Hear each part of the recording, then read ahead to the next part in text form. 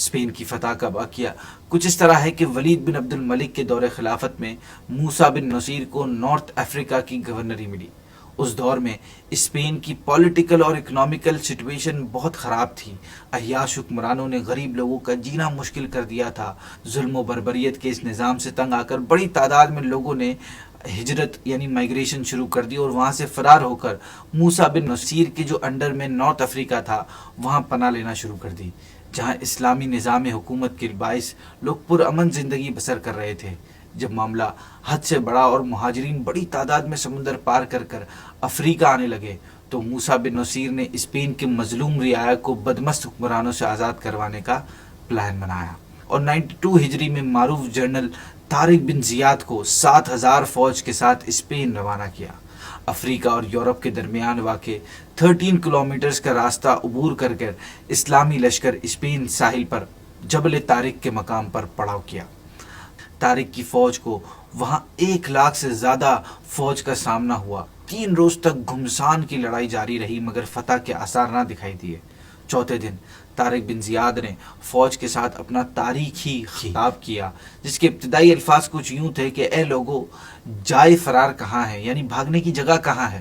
تمہارے پیچھے سمندر ہے اور سامنے دشمن، اور بخدا تمہارے لیے ثابت قدمی اور صبر کے سوا کوئی چارہ نہیں۔ یہ بھی کہا جاتا ہے کہ اس خطاب سے پہلے طارق نے سمندر میں کھڑی اپنی کشتیاں جلا دی تھیں تاکہ فتح کے علاوہ زندہ بچ کر نکلنے کے باقی تمام راستے بند ہو جائیں۔ چنانچہ مسلمانوں نے بڑی بہادری سے سامنا کیا اور آخرکار فتح حاصل کر لی۔ اس گریٹ بیٹل کے بعد جہاں عالم اسلام خصوصاً افریقہ میں خوشی کی لہر دوڑ گئی، وہاں اسپین کی عوام نے بھی یوم نجات منایا۔ اس کے بعد اسلامی اندلس کا فیمس شہر قرطبہ مغیث رومی کے ہاتھوں فتح ہوا اور دوسرے شہر بھی ایک کے بعد ایک تیزی سے فتح ہوتے چلے گئے۔ اسلامی لشکر چند شہروں کو فتح کر کے وہاں غریب لوگوں کا بھرپور ساتھ دیتے تھے۔ عوامی پذیرائی کچھ اس قدر بڑھ گئی کہ مسلمان تھوڑے سے وقت میں پورا اسپین فتح کرنے میں کامیاب ہو گئے۔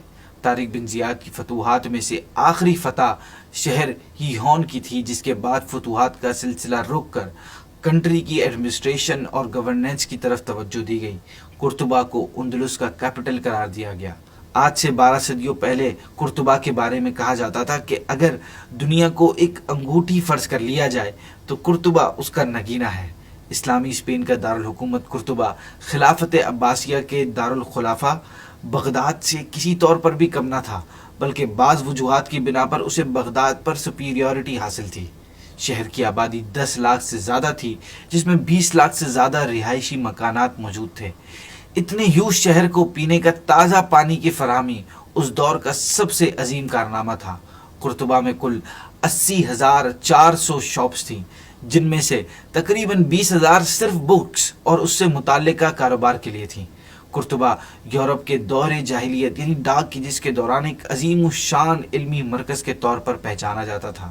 شہر میں 3,000 مساجد، 80 کالجز، 50 ہاسپٹلز اور 700 باتھ ہاؤسز اور گرین یعنی اناج کو محفوظ رکھنے کے لیے 4,300 ویئر ہاؤسز تھے۔ دور دراز کے علاقوں تک پکی سڑکیں تھیں۔ رات کے وقت شہر میں روشنی کا بڑا بہترین انتظام کیا گیا تھا۔ اندلس میں مسلمانوں کے فن تعمیر کا مطالعہ کرتے ہوئے یہ بات ذہن نشین رہنی چاہیے کہ عرب فاتحین کا یہ رول رہا تھا کہ وہ جہاں بھی فاتح بن کر جاتے وہاں کی لوکل سویلائزیشن اینڈ کلچرز کو اپنا لیتے اور اپنی کنسٹرکشن میں اس علاقے کی طرز تعمیر کو ہمیشہ شامل کر لیتے۔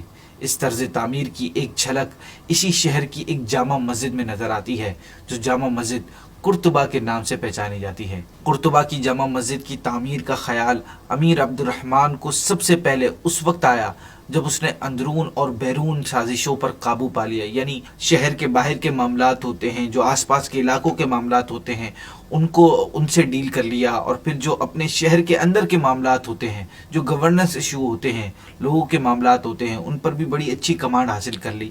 تو پھر اس نے اپنی وفات سے صرف 2 سال پہلے یہ کام شروع کروایا۔ امیر چاہتا تھا کہ مسجد کو اموی جامع مسجد دمشق کا ہم پلہ بنا کر اہل اندلس و مغرب کو ایک نیا مرکز عطا کرے۔ یہی وجہ تھی کہ اس نے تعمیر کی نگرانی خود اس نے سنبھال لی۔ یہ عظیم مسجد وادی الکبیر دریا پر بنائے گئے قدیم ترین پل کے قریب واقع ہے، جہاں پہلے ایک گرجا قائم تھا اور جس کا ایک حصہ پہلے سے بطور مسجد مسلمانوں کے پاس تھا۔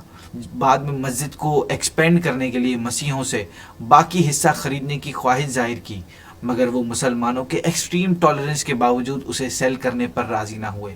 لیکن جب عبد الرحمن کا زمانہ آیا تو اس نے بہت بھاری قیمت ادا کر کے پورا گرجا خرید لیا۔ قبضہ حاصل کرنے کے بعد اس جگہ ایک بیوٹیفل مسجد کی دیواریں کھڑی کر دیں۔ تعمیر میں ذوق و شوق کا اندازہ اس بات سے لگایا جا سکتا ہے کہ امیر نے 2 سال کی مدت میں اس مسجد کی تعمیر پر 80,000 دینار خرچ کر دیے۔ یہ ایک ریکٹینگل شیپ کی مسجد ہے جس کی دیواریں بڑی قیمتی اور نفیس پتھروں سے بنی ہیں۔ اس کے مینار 70 فٹ بلند بنائے گئے ہیں۔ مسجد میں 4,700 فانوس روشن ہوتے ہیں، جن کے لیے 24,000 پاؤنڈز اینولی اولیو آئل استعمال ہوتا ہے۔ مسجد کے ستونوں کی کل تعداد 1,093 ہے، جو اعلیٰ کوالٹی کے دیدہ زیب ماربل سے تیار کیے گئے ہیں۔ ستونوں کے اپر سائڈ ڈبل آرچز بنا کر ان کے حسن کو مزید اجاگر کیا گیا ہے، جو تمام عالم اسلام میں اپنی نوعیت کا ایک یونیک کام ہے۔ مسجد کی تعمیر میں اسلامی شان و شوکت دیکھنے سے تعلق رکھتی ہے۔ 8ویں صدی عیسوی میں قرطبہ کے اندر ایسی حسین و جمیل اور مضبوط عمارت کا وجود حیرت انگیز بات ہونے کے ساتھ ساتھ مسلمانوں کے فن و مہارت کا کلیئر ایویڈنس بھی ہے، جبکہ اس دور میں عام طور پر انجینئرز اتنی قابلیت نہیں رکھتے تھے۔ مسجد کی تعمیر میں کاشتکاری کا کام اور رنگ بہت خوبصورت انداز میں استعمال کیے گئے ہیں، جسے دیکھ کر آج بھی انسان کی آنکھیں حیرت زدہ رہ جاتی ہیں۔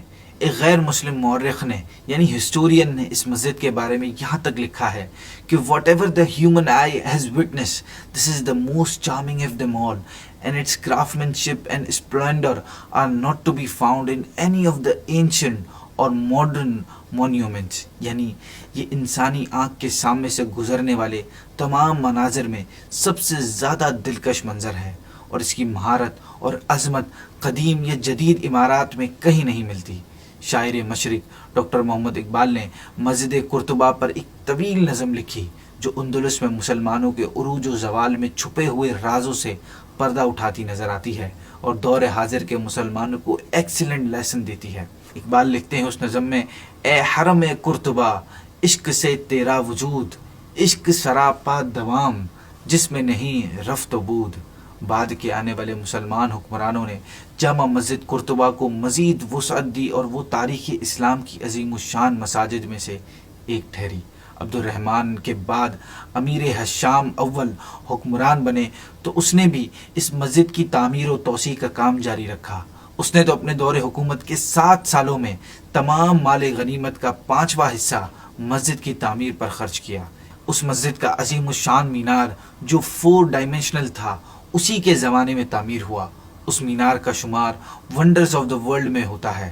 ناظرین، ریالٹی تو یہ ہے کہ ونس ان سینچری میں بننے والی ایسی مسجد، یہ مسجد اس کی تعمیر میں، اس کی تکمیل میں مہینوں سالوں نہیں بلکہ صدیاں لگیں، ڈیکیڈز لگے۔ ہر امیر اپنی حیثیت اور ذوق کے مطابق اس پر خرچ کرتا۔ ہزاروں مزدوروں نے اس مسجد کی تعمیر و آرائش پر اپنا خون پسینہ ایک کیا، تب جا کر اسے وہ مقام حاصل ہوا جو کم عمارتوں کو حاصل ہے۔ اللہ پاک سے دعا ہے کہ اپنے محبوب کریم صلی اللہ علیہ وسلم کے صدقے مسلمانوں کا لٹا ہوا مقام واپس عطا فرما، اور اس مقام کو نہ مل پانے کے جو اسباب ہیں، جو ریزنز ہیں، ہمیں ان سے بچائے اور توبہ استغفار کی توفیق نصیب فرمائے۔